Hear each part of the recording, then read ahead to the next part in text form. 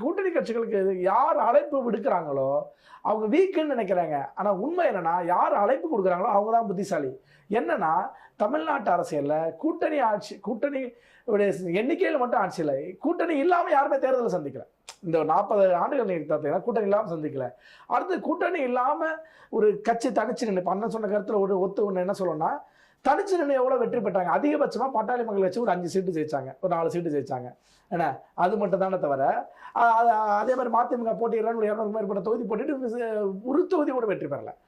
அதுக்கு முன்னாடி எஸ் ராமசாமி படையாச்சார் மட்டும்தான் 1951 தனிச்சு நின்று ஒரு காங்கிரஸ் பேர் இதெல்லாம் வெளியே வந்து நின்று ஒரு 18 சீட்டுகளை ஜெயிச்சார். அவரும் மாணிக்கவேல் நாயக்கர் அவர் ஒரு 7 சீட்டு ஜெயிச்சாங்க. அதை தவிர திமுக அண்ணா திமுகவை தவிர்த்து கூட்டணி இல்லாமல் பெரிய கட்சிகள் வெற்றி பெறவில்லை. இன்னும் சொல்ல போனா பிஜேபி காங்கிரஸே கூட்டணியோட தான் வெற்றி பெற்றாங்க.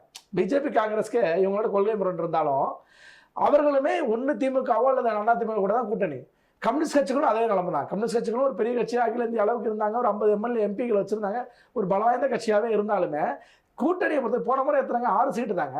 திமுக கூட்டணியில் 6 சீட்டு 6 சீட்டு வாங்கி 2 தொகுதி வெற்றி பெற்றாங்க. 2 சட்டமன்ற தொகுதி வச்சிருக்காங்க இன்னைக்கும் இந்திய கம்யூனிஸ்ட் கட்சியும் மார்க்சிஸ்ட் கம்யூனிஸ்ட் கட்சியும். ஸோ அப்போ எப்படின்னா, யாருமே தனிச்சு போட்டியிடாம கூட்டணியோட நின்று தான் வெற்றி பெறணுங்கிற இடத்துல சிறிய கட்சிகளும் நினைச்சிருக்காங்க. ஆளுங்கட்சியா இருக்கக்கூடிய திமுக கட்சியுமே நினைக்கிறத தான் அண்ணா திமுக அதுக்கு தான் அழைப்பு கொடுது.